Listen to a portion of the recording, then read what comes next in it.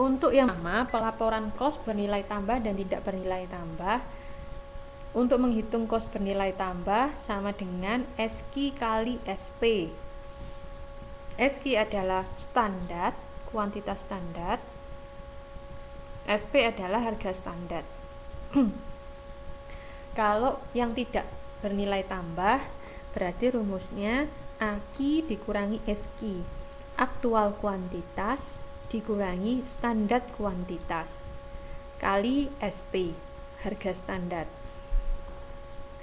Di sini kalau teman-teman lihat di modul halaman 8.31 PT merah delima, dia menggunakan standar bernilai tambah untuk 4 aktivitas.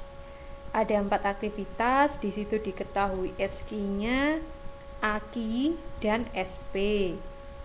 Oke. Terus kita sekarang mau menghitung kos aktivitasnya, mana yang bernilai tambah, berapa yang bernilai tambah, dan berapa yang tidak bernilai tambah. Yang bernilai tambah tinggal dikalikan SQ kali SP. Di situ dikalikan semua, total kosnya adalah 280.800.000.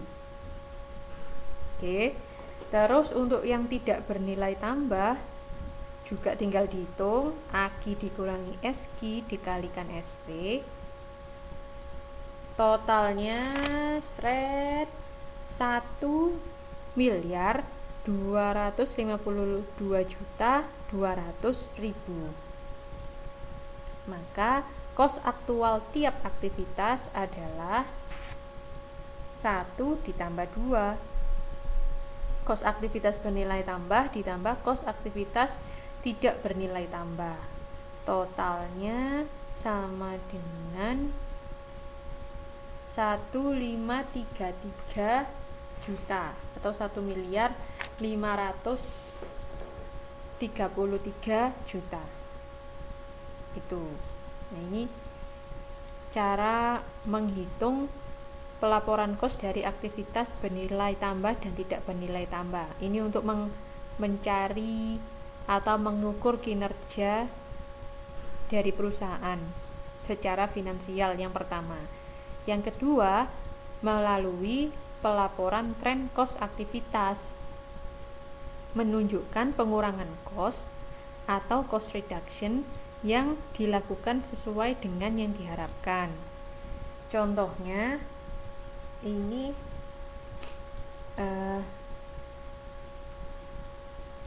contohnya pada PT merah delima. Di sini data untuk aktivitas dan penggerak aktivitasnya sama di tabel itu.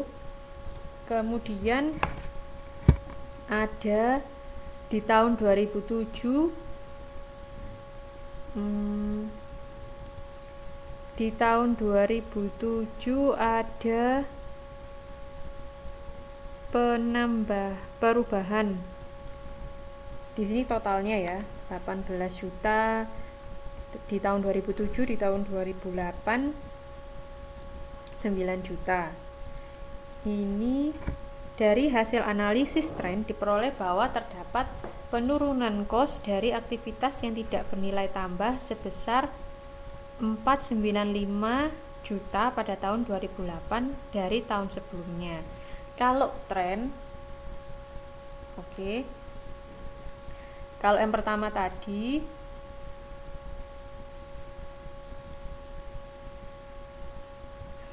iya Mas, tinggal dijumlahkan perhitungan yang pertama dan perhitungan yang kedua maksudnya. Oke. Kalau tren berarti lebih dari 1 tahun. Kalau yang pertama tadi, kalau yang ini yang pertama kita akan menghitung 1 tahun. Kalau yang kedua pelaporan tren, kalau tren itu berarti bisa 1 tahun, bisa 2 tahun, 3 tahun, trennya seperti apa. Kalau kita bandingkan 2007 dan 2008, total costnya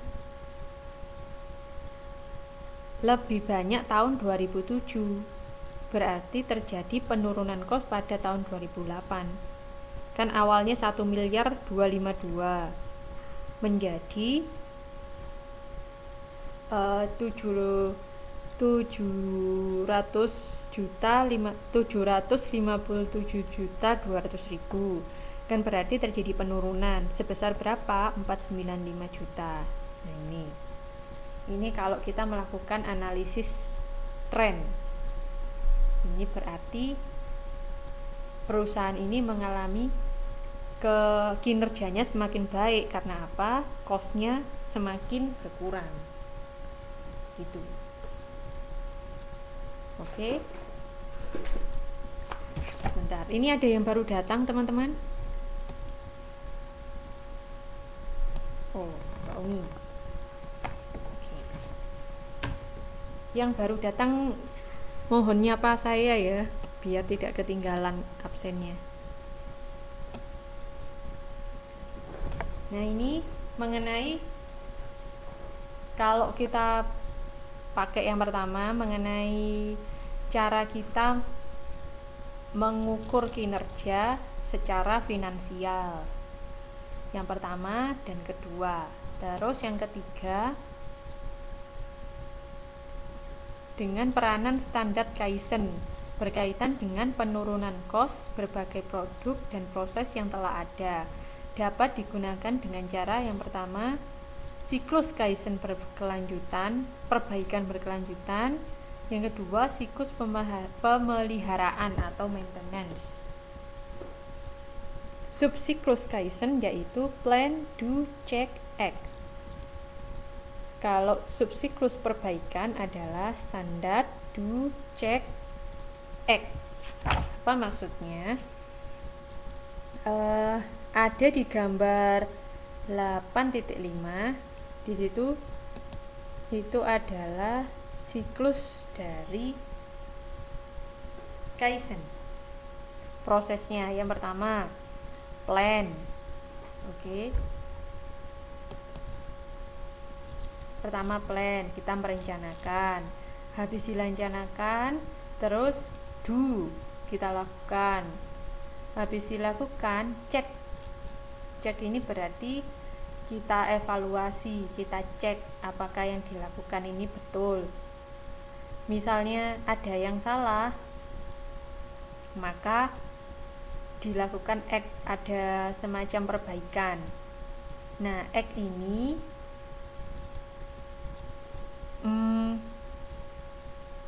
kalau misalnya oke, act ini akan menjadi standar. Coba teman-teman lihat di halaman 8.5.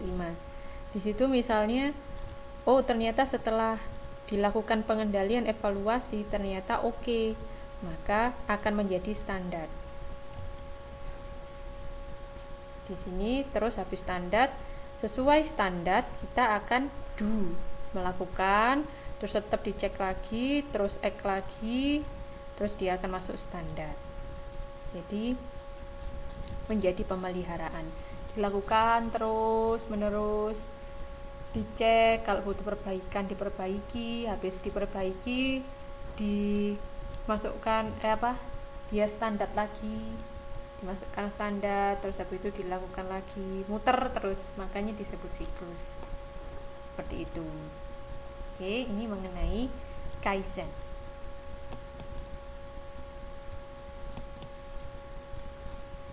Kemudian ada benchmarking, menggunakan praktek-praktek terbaik sebagai standar untuk mengevaluasi kinerja aktivitas, melihat secara internal maupun eksternal dari organisasi. Tujuannya menjadi yang terbaik dalam melakukan berbagai aktivitas dan proses.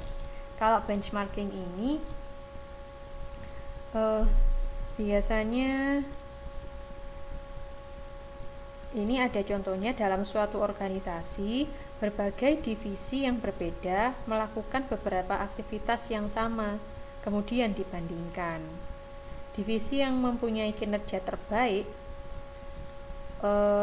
untuk suatu aktivitas akan menetapkan standar di organisasi tersebut. Kemudian berbagai divisi akan memiliki target untuk memenuhi atau dikalahkan. Jadi istilahnya